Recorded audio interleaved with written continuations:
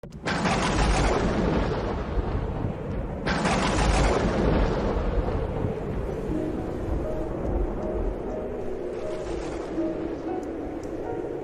jour-là, le soir venu, Jésus dit à ses disciples, « Passons sur l'autre rive. » Quittant la foule, ils amènent Jésus comme il était dans la barque et d'autres barques l'accompagnaient.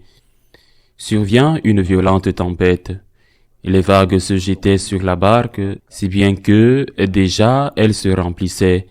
Lui dormait sur le coussin à l'arrière. Les disciples le réveillèrent et lui disent, « Maître, nous sommes perdus, cela ne te fait rien. » Réveillé, il menaça le vent et dit à la mer, « Silence, tais-toi. » Le vent tomba et il se fit un grand calme. Jésus leur dit, « Pourquoi êtes-vous si craintifs? N'avez-vous pas encore la foi? » Saisis d'une grande crainte, ils se disaient entre eux, « Qui est-il donc celui-ci pour que même le vent et la mer lui obéissent? » Acclamons la parole de Dieu. Cette scène sur le lac de Galilée me fait toujours penser à la situation actuelle de l'Église. Il semble que le bateau de l'Église va couler. Ce n'est pas la première fois. Ces chrétiens qui ont été jetés au lion dans la Rome de Néron,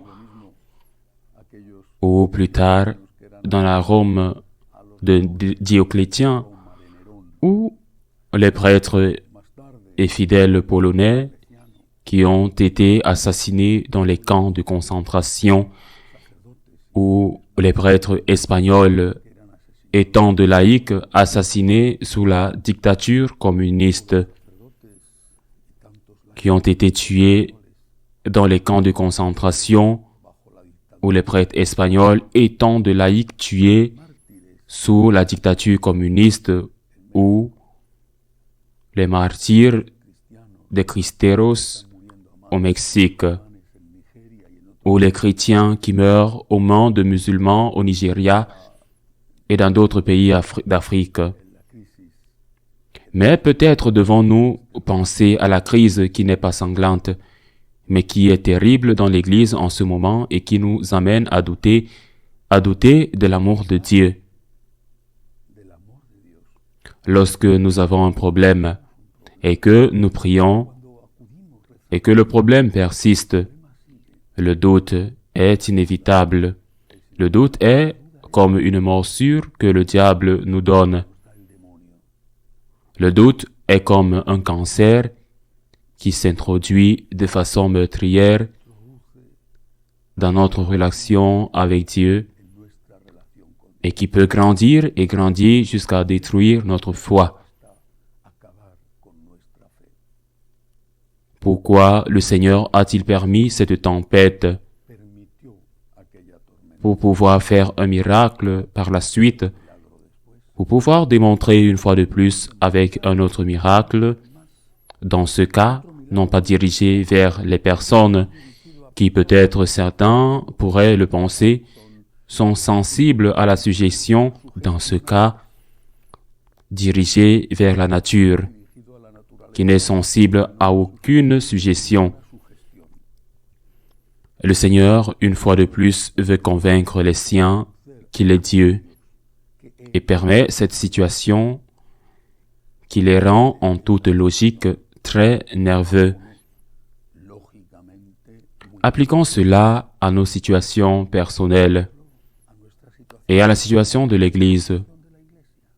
Pourquoi le Seigneur permet-il cela? Je ne sais pas parce que je ne vois pas l'avenir, mais Dieu le voit. Et cette souffrance de maintenant, comme le dit Saint Paul, ne pèse pas autant que la gloire dont nous jouirons.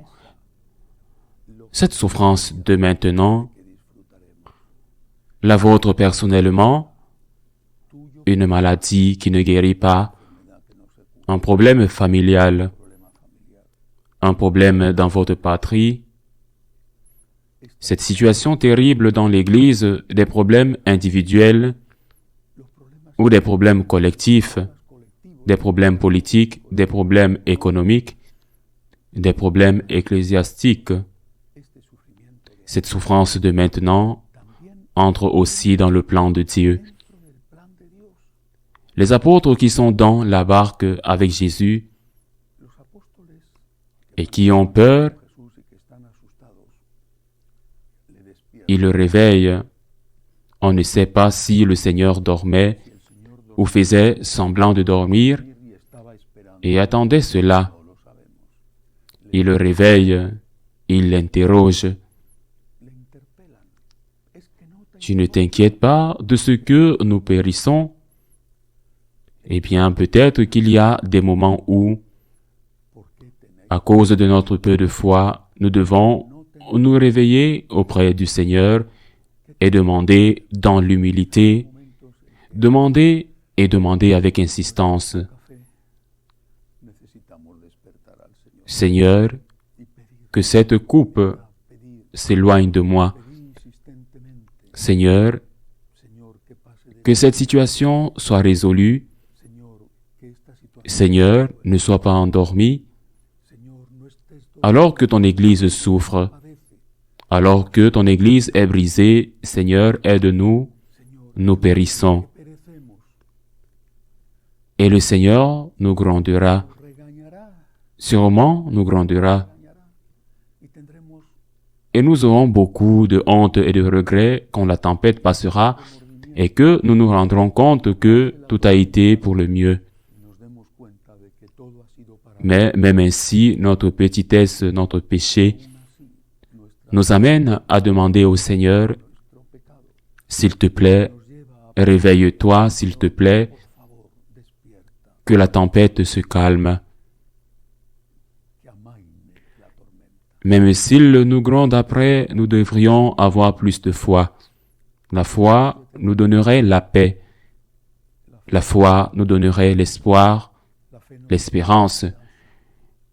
La foi nous donnerait de savoir que même si nous ne comprenons pas, pas un seul cheveu de notre tête ne tombe sans que Dieu ne le permette. Voilà ce que doit être notre foi. Voilà ce que nous devons essayer d'atteindre. Mais si nous n'y arrivons plus, allons-y comme des enfants effrayés, cherchant notre mère, notre père, en disant « Aide-nous, nous périssons ». Nous devons accepter la réprimande et nous l'aurons méritée.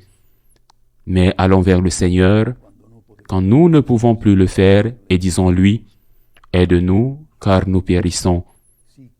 Oui, il tient à l'Église plus qu'à nous. Il a donné sa vie pour elle.